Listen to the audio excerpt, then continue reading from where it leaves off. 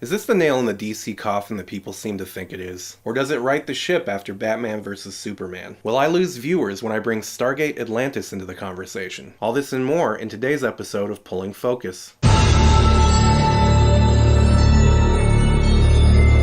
Hello fellow cinephiles, what is up? My name's Lou and today we're joining the Justice League. Snyder follows his Batman-Superman masturbational exercise by finally getting the band together. I'm torn because I'm not really sure you can enjoy this film without having first watched Batman vs. Superman, but that's quite the ask. If you watched my Batman vs. Superman review, you're probably rightfully assuming that I had tempered expectations when I came into this. Honestly, this bad boy ended up working for me. Sure, I had some issues here and there, but ultimately I found this thing super entertaining. What I liked, this is the best version of Superman yet. You know I'm a Cavill fan, and that hasn't changed. He's my shit.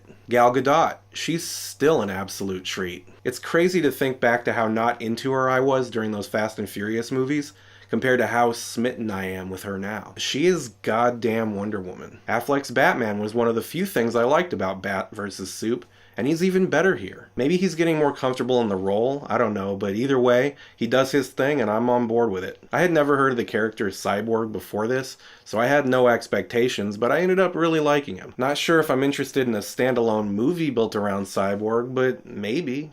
I've read a fair amount of complaints about Ezra Miller as the Flash, and while I don't think it's his fault, I understand them. He made some acting choices that were cringy, but Snyder yelled cut and print, so at the end of the day, who's really to blame? The Flash had some fun moments in the movie too, so I'm not piling on, but his character is definitely the most divisive, so I get it. Finally, Aquaman. Aquaman. Jason Momoa is another one I've seen blasted on social media for his acting here, and I'm sure this is when I lose some of you, but I like that dude. I'm a legitimate fan of the Stargate TV shows, and Momoa played a main character on Stargate Atlantis years ago. No real surprises from him here, but you know what you're gonna get with him, and I'm okay with that. There's a moment during the final battle where after he surfs a bad guy through a building, he lands, and he does this like shimmy to shake the debris off. It was awesome, and he earned my future ticket money for the standalone Aquaman movie right there. Man, I didn't realize how nerdy I am. What didn't I like? The main antagonist is this kind of demon-esque character named Steppenwolf, and I wasn't really stoked on him. I liked the physicality, but every time they cut to a close-up of his face while he's talking or whatever, the CGI just wasn't up to par. Took me out of the scene every time. And this is gonna sound like a stupid criticism, but the name Steppenwolf, there's too much baggage there. Every time someone said it, I kept imagining the fucking Ruthie monologue from American Buffalo. That's a relatively deep cut for you 2 or 3 David Mamet fans out there. I see you.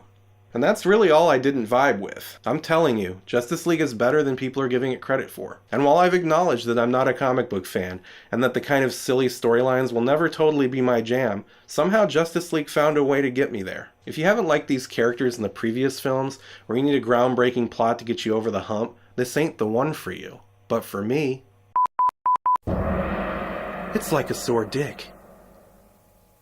You can't beat it.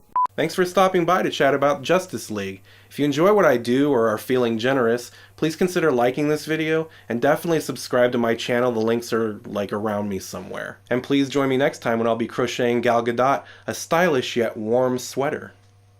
Alright.